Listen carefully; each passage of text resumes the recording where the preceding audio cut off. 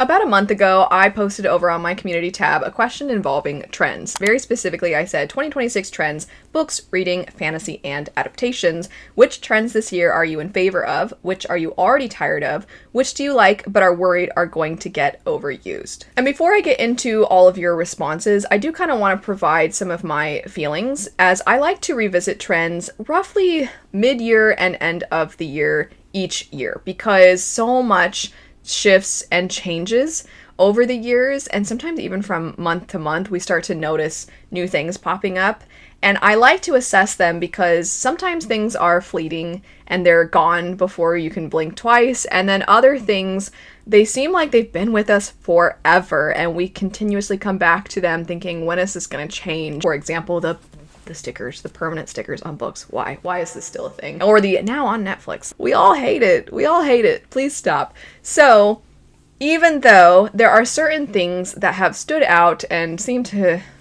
still persist over the years, this is maybe the first time in a long time where I have felt like things are in a really cool place. AI garbage aside, I actually think there are a lot of really exciting trends that are coming about, and I think we're finally seeing things shift, come into their own. We're seeing things grow, and that's great. So, as an example, I have been a fantasy fan for my whole life, and the split between fantasy and fantasy romance has had its ups and downs, and the ups and downs are things that I am intrigued by and that I like to revisit and that I like to try and dig a little bit deeper into and not be too reactive to things, but kind of take a step back and really, as much as possible, approach things fairly, assess. And I do think that I have kind of been on repeat in saying the fantasy genre had many, many, many years to come to what it is now. And over those many, many, many years, if you go back to some of the older works, you will find many of them have inspirations taken from, as an example, Lord of the Rings. And then the ones that are inspired by Lord of the Rings, they inspire new things. And as a result, it's almost like Lord of the Rings Inception. The further in you go, the closer you just get to Lord of the Rings. But you can trace back a lot of those inspirations. And then every now and then there will be something that pops up and they're like, but what if we did something very different? And then things start to get inspired by that. But the point that I'm getting to is that for a long time, fantasy was kind of in this space, and then it started to branch out and do things. You had authors that liked to lean into the bleak instead of the hopeful, or you had authors that wanted to create magic systems that felt more scientific than whimsical. And you have these things that are branching out and they're expanding. But it had so much time to grow. And with fantasy romance, it has come onto the scene with a lot of people's eyes on it because of social media. So its time to find itself, I think, has been hastened. So any little bit of repetition you see, or any trends of this feels like this other book. I have noted that I feel like Direbound feels kind of like Fourth Wing. Even though I don't disagree that they feel that way, I also think it makes sense because it's something where you can't really subvert the tropes, or you can't defy expectations of the genre if there are no expectations or common tropes in the first place. So it needs time to kind of build its foundation, and then from there you can branch out and do all sorts of other things. And I feel like it's starting to branch out and do all sorts of other things. And because fantasy and fantasy romance have split, I do feel like fantasy romance was starting to, before they had that formal split, it was kind of in this place where it was a lot of those sorts of stories. You had a lot of the stories that were ACOTAR light, if you want to think of it that way, or you had a lot of fae stories. So fantasy was kind of sitting in this spot for a while, and since that kind of had its own veering off point, then fantasy's like, well, what other things can we explore? And it feels like it's exploring really cool things. It feels like fantasy romance is finally getting a chance to really embrace that it is what it is and gets to do new things. And it's exciting. It's exciting to see that these are all having their own moments that we're getting, I think anyway, from what I've assessed. We're getting new authors on the scene, or other authors we've seen before are trying new things, and it feels like people are more receptive to it, because at least some of the assessments I had for a while with trends is that it felt like for a long time people were like, I want to return to fill in the blank. And I understood that feeling, because sometimes you love something from the past and it's kind of gone and you wish you had more of it. But it almost naturally goes against the idea of innovating and trying new things. So I like that it feels as though we're getting a happy in between where we're kind of revisiting what fantasy was like at a certain time. We're doing new things with that. And then also we're just doing new things in general. And it's exciting. I feel like it's an exciting time to be a fantasy fan. Sorry. I'm a little just maybe overpumped about things. Maybe I'm just overcompensating for how miserable the AI stuff makes so many of us. I don't know. But that was my 2 cents. And even though I was just saying like, oh, the AI stuff, people seeking these new types of stories, I actually think is driving a lot of this because it's almost in opposition to the slop, because the slop is only able to regurgitate what has already existed. The AI can't really do anything transformative. It doesn't have an understanding of the time and place those things were coming out within, what made them enjoyed, and what maybe has made it so that it doesn't hold up as well, or it does hold up really well. It's not able to assess those sorts of things and meet us in the time and place we are now. It's not able to do that. It just is going to spit stuff back out. So we're kind of really, maybe more now than we ever have been, we're more likely to not just want the same old, same old. Even if we're not talking about that, we're just talking about human-made stories. I suppose as readers, it means like, don't give us the same stuff over and over again. Like, take chances. Take chances. Show that we are actually wanting more creativity. We want to support also authors. Like, authors, I feel like maybe they feel, hopefully anyway, supported by a lot of the readers out there that are very vocal. Same in film. It's great. It's great to see. It feels like there's a lot to be nervous about or anxious about in the arts. There's a lot to be excited about too. It really kind of, I think, has made a lot of us come together and focus on what's really important and how can we throw our support behind a lot of the people that are willing to take chances. So that's exciting. Maybe I'm being too optimistic. But let's get into some of your responses now. I'm actually at a glance looking at the fact that the top 3 are all almost touching on the same thing, so that's pretty cool. And I feel like it goes hand in hand with what I was saying. So, love the mixing of fantasy and horror, and that we get more older protagonists that are women. The next one says, my finger is not fully on the pulse here, but I love how fantasy is starting to weave together with other genres. I think that there has also been a rise in stories with disability representation, and I really hope that it stays that way without people getting tired of it, because there are so many interesting stories that can happen when a character is fighting against their own body to do the plot. And the third one says, I'm loving the gothic resurgence, especially in how it's blending with other genres like fantasy. So a common theme within those about the blending of genres, which is really, really cool, and I completely agree. And then also the representation, so older women and also individuals with disabilities, completely agree. It's great that when we talk about things being transformative, we're not just also talking about a magic system or the world, but who gets to tell the story or who gets to be the focus of the story. And I think that we're in a place where the representation does not just feel like checkboxes. We're treating world events like trends, and sometimes world tragedies like trends. So there would be a horrific event that would occur, and then they would be like, hey, so that was sad, and the person that happened to, this is their identity, so let's just have display after display at a bookstore, and let's really push that right now because it's on trend. Or you could just always make an effort to try to tell stories with a variety of different people instead of treating people's identities like it's a trend. Maybe that would go pretty far. And now I feel like we're kind of organically recognizing, do you know generically hot young people aren't the only people that exist and experience life? And that's awesome. I think it's awesome that we're broadening. And I still think, just to be clear, you can have a story with a young hot person. And also, young people's experiences matter. And for a long time, there was only, even for them, certain kinds of experiences that were shown. And it's great that we're broadening that as well, because especially when you're young, I feel like seeing yourself in stories is very important, because our world is so limited when we're young to whatever our environment is, our surroundings, and you don't have the ability to kind of go outside of that. And if you feel very alone, it can be really helpful in a story to have somebody that you feel connected to and that you feel seen by. I don't think this is a one-to-one. I'm not saying this is 100% true, but I do think when you're young, it's important to see yourself or feel connected in some way to the characters. And when you get older, it's important to understand others. You still want to see yourself, especially if you've never had the opportunity to see yourself. So I'm not saying that you can't have the opposite in both. It's good for young people to read about others. It's good for when you're older to reflect on your own experiences through your characters. But I do think that overall, broadly speaking, the more that you get genuine, true representation of people from all different walks of life, the better I think it is for everyone. So for this next one, it's kind of touching on similar things, but saying I want even more of it.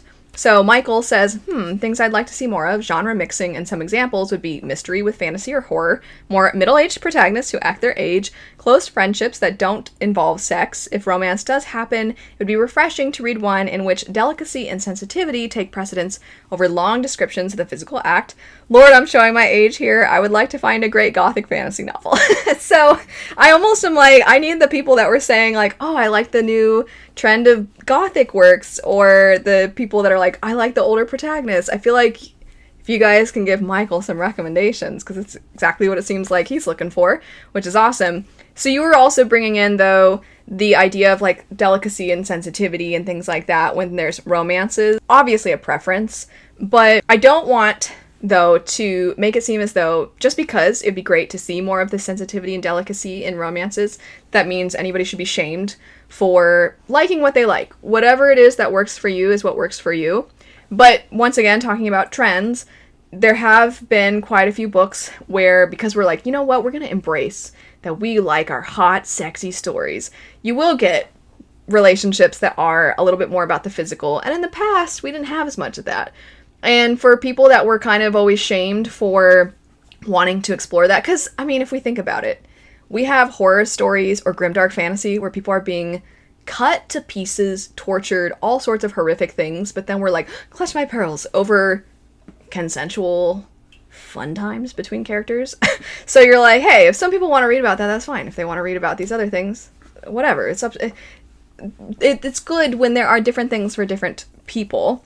And also, I think that it's not bad for people to be like, maybe I want some of the softer sides of things, though. Maybe more of the yearning, that sort of thing. I also think that that is completely understandable. There are different means of doing this. I actually did a whole video on my side channel talking about subtext, and I was doing so more in relation to anime, but it's still applicable here. And I actually mentioned that I think subtext in stories is where you get more of the yearning and the slow kind of build up between characters, where you're like a small glance and you're like, oh my gosh, they looked at each other, and you're flipping out about that.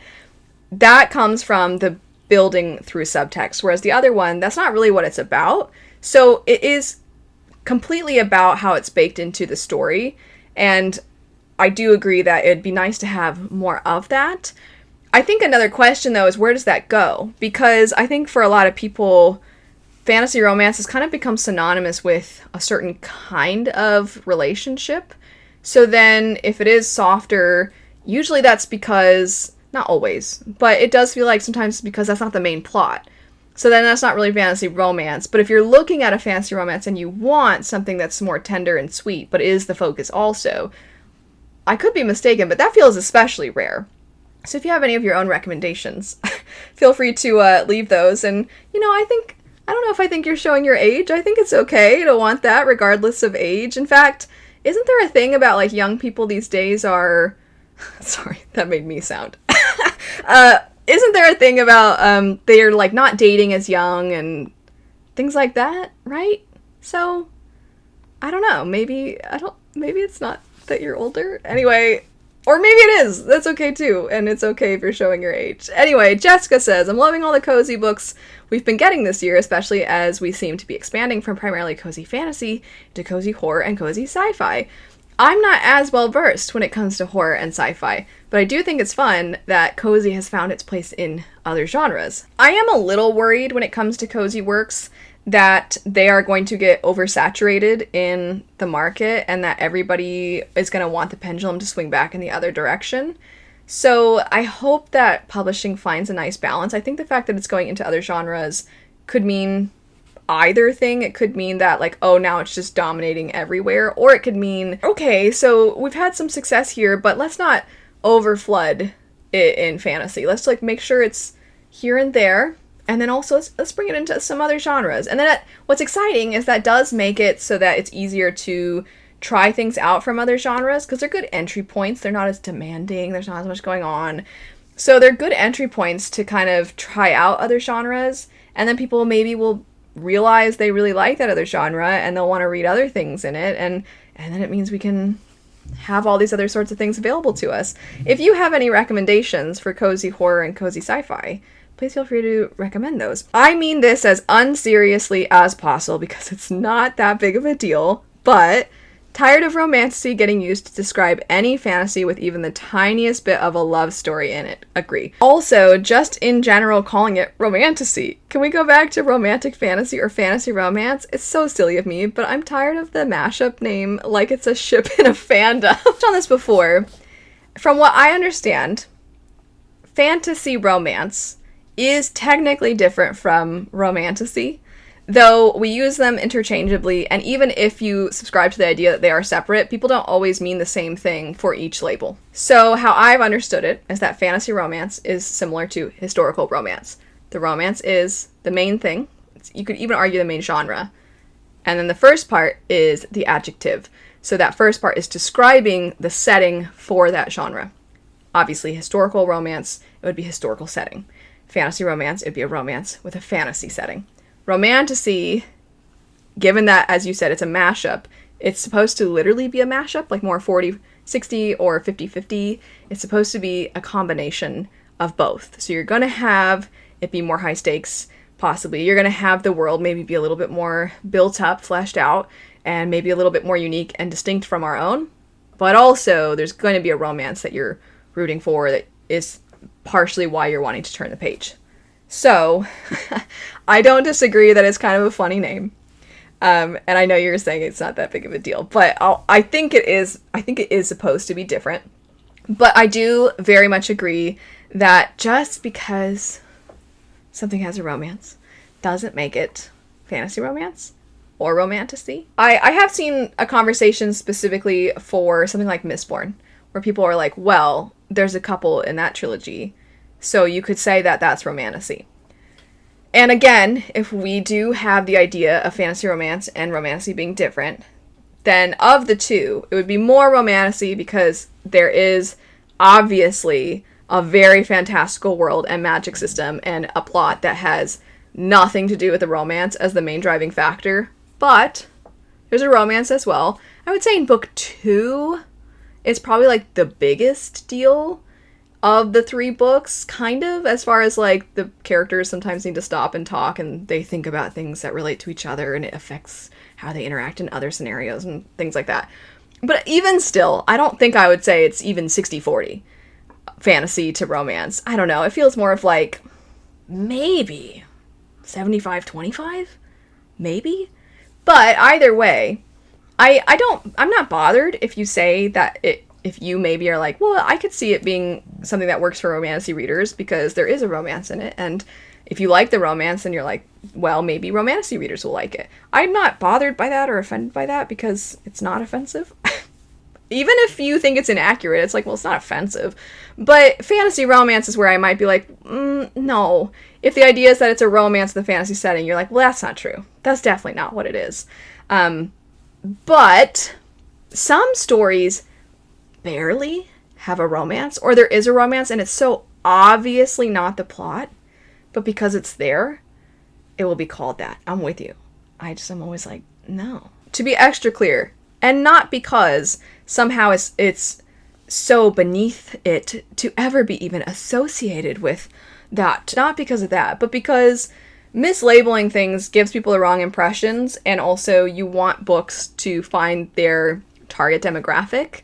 So when you mislabel them, then it results in people going in with the incorrect expectations. And that's the part that, as much as possible, we want to remove from the equation. Another one says, is it just me, or is there a move to have more standalones as opposed to series? I don't think it's just you, but I will say I don't think this is a 2026 specific thing. I think it's been this way for a while. I think we've been getting a lot of standalones because back in the day, I actually did a whole video recently, kind of like a retrospective on Vicious and Vengeful, and how I wondered if some of people's impressions about Vicious being a standalone impacted how they saw Vengeful.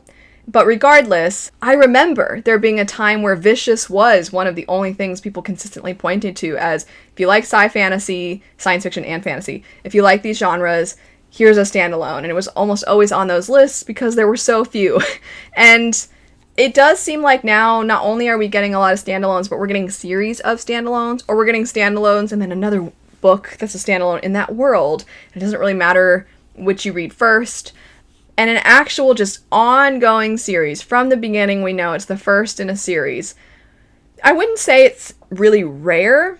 I just think anything beyond a duology or trilogy definitely feels rare. It seems as though while we're maybe taking chances on genre and the stories themselves a little bit more than we have been the last few years, it doesn't seem like we're too keen on trying out really long series unless they've already proven themselves.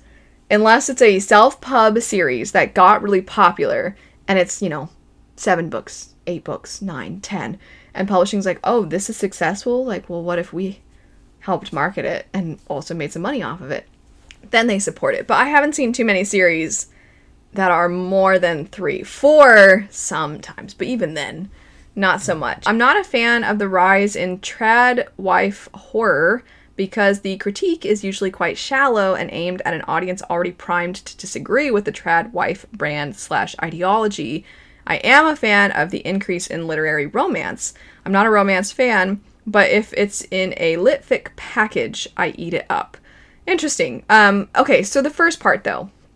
The only one that I know of is Yesteryear, and I haven't read it.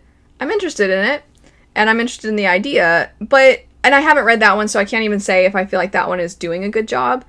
But from what I've understood about them, they are exploring them in a more than just shallow way. And that they are kind of actually digging into the whole concept. That's why they're writing a whole book to explore rather than just, a social media post or something like that. But I haven't read it, so I can't comment on that one. And I didn't know there were apparently so many more that it's now a trend. So I can't really, I feel like, comment on this one in a way that's meaningful. I guess I have to take your word for it that there's a rise of that. As for the litfic romance, feel free to give some recommendations because I don't know if I know too many of them. It's so interesting to see so many of you feeling very similar. I am loving the genre mashups, especially fantasy and mystery. I feel like cozy fantasy, which I love, is becoming oversaturated. Okay, so again, you are just kind of like fully encompassing so many of the things we've been talking about. Living for the cannibal themes, don't judge me. There's only one book I know of that I haven't read, but I've heard that there is something to do with cannibalism in it. So once again, I'm like, am I just so out of the loop? How many cannibal books are there? The next one is performative reading a trend. Depends on who you ask. I enjoy watching reading vlogs, but some creators lay it on really thick with the overly shocked expressions and the tears, etc. Okay, I've always thought that I would be the most boring person to have a reaction channel for, because while sometimes I react, certainly, the kinds of reactions that are fun to watch are because the people have usually either really, really big reactions or they have a face where even if they're not saying a lot, you're watching them and you're like, oh my gosh, you can tell I hate it, or something like that. And I don't know.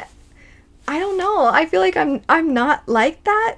But just because I'm not like that doesn't mean I think everybody who is different from me is faking it or anything like that. I do think there are some things that people play up because I'm like, are you really that animated all the time? Because then there's a party that's like, it's fun to watch them react to something, but then in my head I'm like, I would not want to watch something with you unless I've already seen it. Because if I'm watching something and you are just non-stop talking and having these really over-the-top reactions, I'll be like, shut up and watch the movie. You're gonna miss what they're saying, and that's important. Or your reaction later is gonna be because you missed the other thing. I think I would get annoyed.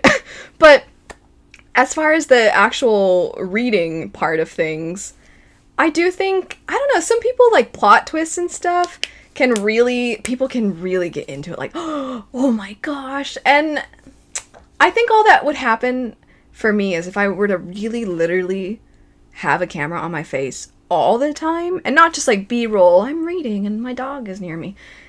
Beyond that, if it's like truly I'm having the camera here so you can see my genuine reactions and stuff, I feel like every now and then you would just see me, if I'm really trying to hold back, because I'm like, I don't feel like crying right now, so don't cry right now. And then also me being like, I'm thirsty, but I don't want to get up. It'd be a lot of that kind of just like, should I stop to get a refill of my drink? And that's not really an expression on my face, though.